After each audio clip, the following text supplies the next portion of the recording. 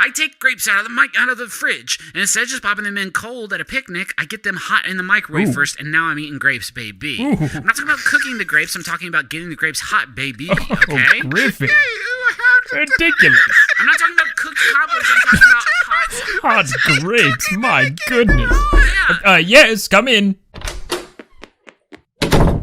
You, wanted to see me, sir? Indeed, thank you for coming all this way on such short notice.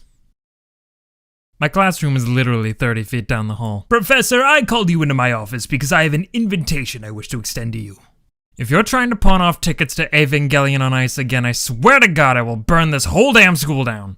I want to invite you over to my house for dinner tonight. Oh. I had some school-related things I wanted to discuss with you, and I figured this would be an excellent opportunity for us to get to know each other a bit better. Pass. Yeah, excuse me? I pass. That sounds absolutely horrendous. Oh, come now, Professor. It's just dinner. Come on over. You do realize this is the third episode in a row where the premise revolves around a character going to another character's house, right? It'll just be us guys having some good old-fashioned guy talk over dinner and drinks. No. I make a mean tuna casserole. No. You'll have a blast. I'll give you a tour of my spice garden. No. Come over or you're fired. I'll see you at 6:30.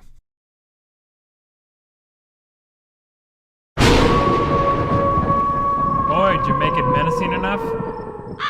Ugh, this is gonna suck worse than having to listen to Yusha's dyslexic ass trying to read a chapter out of the Canterbury Tales.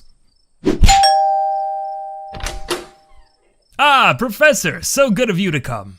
Not like I had much of a choice. Here, I brought a bottle of Chardonnay. This is an empty bottle of Chardonnay. I was pre-gaming on my way here, sue me. Alrighty then, well come on in, dinner will be served shortly.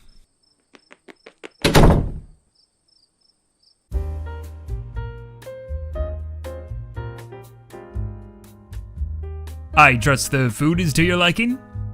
Gotta say, it tastes a bit like cow dung wrapped in charred placenta. It's an old family recipe, passed down from my great-great-grandfather. Oh yeah? Did the recipe call for old Pop Pop's pickled smegma? Because that flavor profile is really coming through. It's seasoned with spices that I grew in my own garden. And what spices are we talking about here? Scary spice? Because I'll tell you what I want, what I really, really want, and it ain't this. Of course, if it's not to your liking, I could go refill the charcuterie board. Oh, that won't be necessary. I got my fill of that. The deli meat reeked of yeast-infected vulva. Really putting the cooter in charcuterie, huh?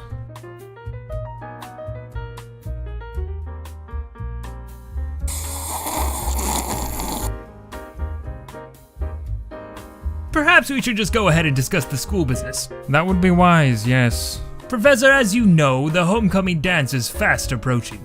As is tradition, the teachers of the school must chaperone the dance.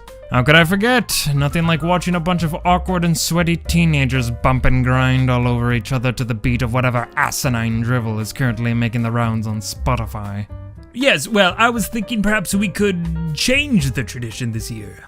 I happen to know some parents of the students who wish to be, more involved in their children's academic lives.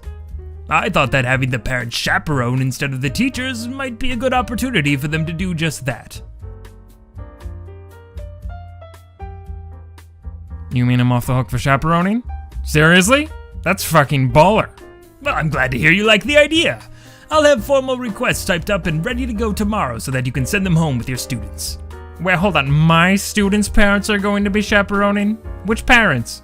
I believe that Mr. Bad Guy She's mother and Miss Bio's stepfather were a couple of the parents who reached out to me. So, I think it would be very important for them specifically to chaperone. Maybe you could, I don't know, really drive that home with Mr. Bad Guy She and Miss Bio? Perhaps even threaten disciplinary action if their parents don't show up?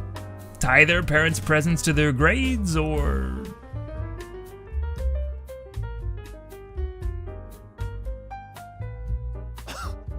So, the parents of that kid I murked on the first day didn't say anything.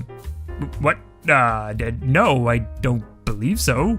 Oh, thank God. Yeah, I'll tell those two edgelords that their parents need to show up or they're expelled. I'll put the fear of God in them, no problemo. Oh, wonderful! That's fantastic news! I think it would be a truly great experience for those parents, getting to be a bigger part of their children's lives and whatnot. Gonna be honest, I was worried you wouldn't go along with the idea. Almost thought you were gonna accuse me of having some evil plan or something in mind. Evil what? Because of course that would be ridiculous. There's nothing evil about me. I'm just an ordinary old school principal. Nothing devious about that. I'm free! Holy mother of God, I'm finally free! You won't believe the evil and devious thing he did to me! Oh God, the villainy was so unreal! He is so mean! Just a big old evil meanie McMean face! Crazy me! I mean evil too!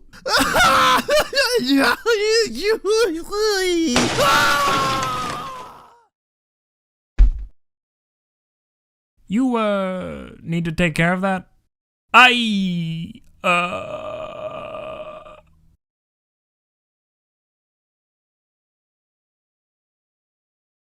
Well, I'm gonna head out then. Just go ahead and have those written requests ready for me tomorrow morning, and I'll give them to my students. Super stoked I don't have to chaperone the homecoming dance. Thanks for dinner, it was— Everyone! The guy who lives here is really evil. I'm talking like main villain levels of evil. Don't let his kind, glowing red eyes and comforting heart fool you. He's actually really evil. If he asks you to do anything for him, say no. He's 100% planning something evil. He's so mean. Yeah, see you tomorrow morning then.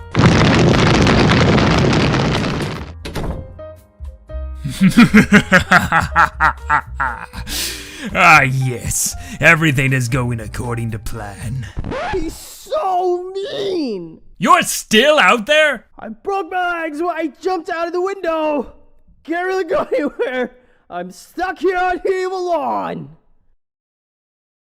You're gonna kill me now, aren't you? Oh yes, as evilly as possible. Ah!